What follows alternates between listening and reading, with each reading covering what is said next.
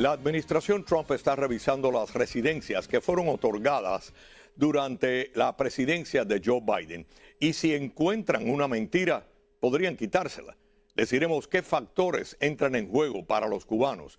También vamos a abordar, entre otras cosas, lo que está sucediendo con las peticiones de asilo y los permisos de trabajo. Y ahora le damos la bienvenida aquí en Al Punto Florida a Ángel Leal, abogado experto en inmigración y también en la Constitución de los Estados Unidos. Ángel, bienvenido, como siempre. Muchísimas gracias, Ambrosio, por la invitación. Un honor siempre. El honor es nuestro. En un momento vamos a entrar de lleno en esto de las residencias que fueron otorgadas a inmigrantes durante la presidencia de Joe Biden y qué factores hay ahí, principalmente para los cubanos. Si hay alguna mentira, te pueden quitar la residencia de los Estados Unidos. Pero hablemos ahora de que gran parte de las peticiones de asilo están siendo desestimadas a nivel de corte. ¿Qué significa esto a nivel de corte y después lo que pase con UCI, con inmigración? Es un tema altamente preocupante, es real, el público tiene que estar al tanto de esto. Esto tiene que ver con los acuerdos de cooperación de asilo que entraron en vigor, esta reglamentación, el 19 de noviembre de 2019. ¿Qué pasa? Que era el final del primer mandato del presidente Trump. En el mandato del presidente Biden no lo aplicaron, pero ahora en este segundo mandato del presidente Trump lo están implementando, lo anunciaron formalmente en la Gaceta Federal en agosto de 2025, y esto es una ley y una regulación que permite que manden personas a presuntos terceros países seguros para que pidan asilo en esos terceros países. Hasta ahora eso nada más que pasaba con aquellos que venían por Canadá, pero ahora lo han ampliado y incluye países como Honduras, Guatemala, Ecuador, Belice, Uganda. Entonces lo que está pasando a nivel de corte es que llegas a la corte y si usted entró ilegalmente al país a partir del 19 de noviembre de 2019, la Fiscalía en muchos casos entra con una moción de desestimación de ese caso de asilo porque presuntamente te pueden enviar a uno de estos terceros países de acuerdo a estos acuerdos, o según estos acuerdos de cooperación de asilo, y tienes que entonces pedir asilo en ese tercer país. El problema es que no, en realidad, están mandando mucha gente a estos terceros países porque hay un límite de personas que estos países están dispuestos a aceptar. O sea, al final de cuentas, te desestiman el asilo sin la posibilidad de verdaderamente ir al tercer país, que de todas formas nadie quiere ir al tercer país para pedir asilo. Así que es un dilema.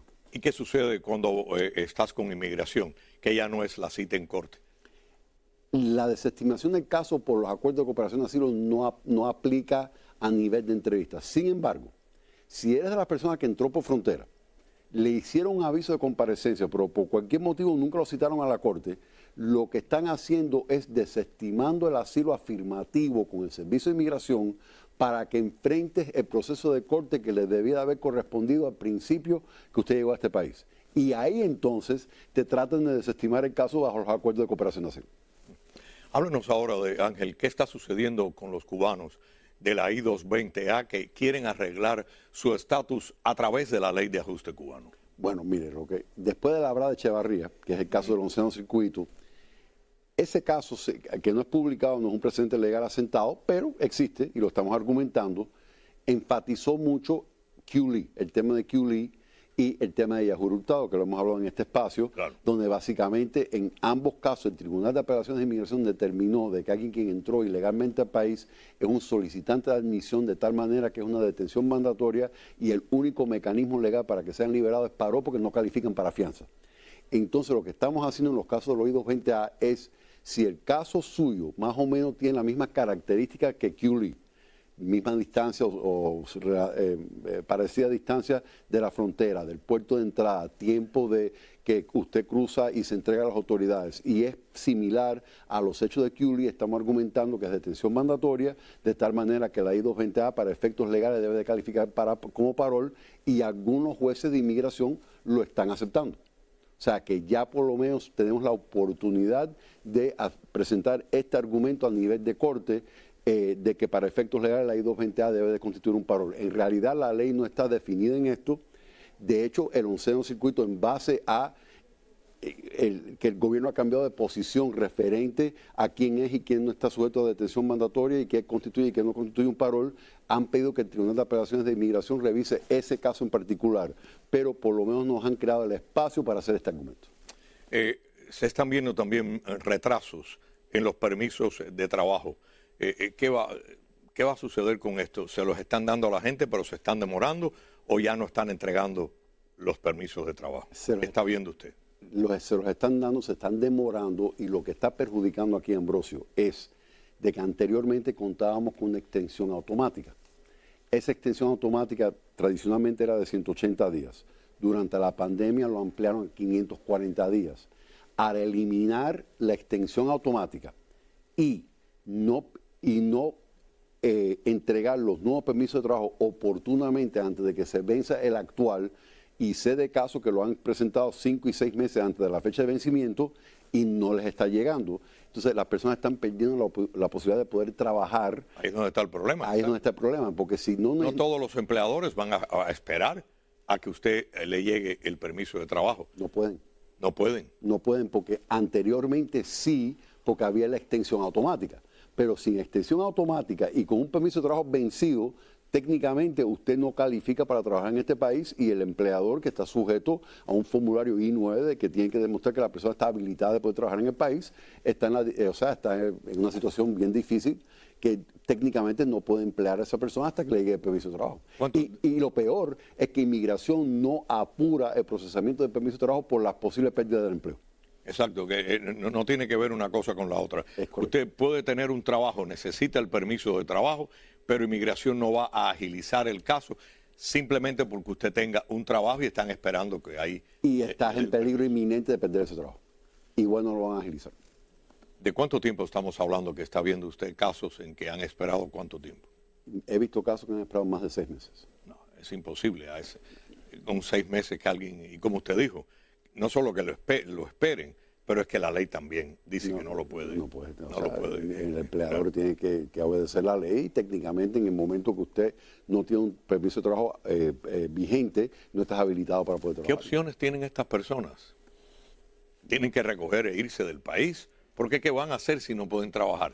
Aquí hay que trabajar en Estados Unidos. Eso es correcto, y es la disyuntiva que muchos inmigrantes se encuentran, porque tienen un beneficio de un recurso inmigratorio pendiente. Exacto. No han adjudicado el caso, y con esta pausa se han demorado más todavía, y sin la posibilidad de poder trabajar hasta que en algún momento le llegue ese permiso de trabajo. Entonces es una forma de desanimar, primero, que las personas vengan desde el exterior, pero sobre todo animar a personas que tal vez tengan derecho a un recurso migratorio de desestimar el recurso y abandonar el país lastimosamente. Y Ángel, estas personas que están esperando por el permiso de trabajo y tienen un trabajo y no los pueden esperar, ¿alguna alternativa tienen o no?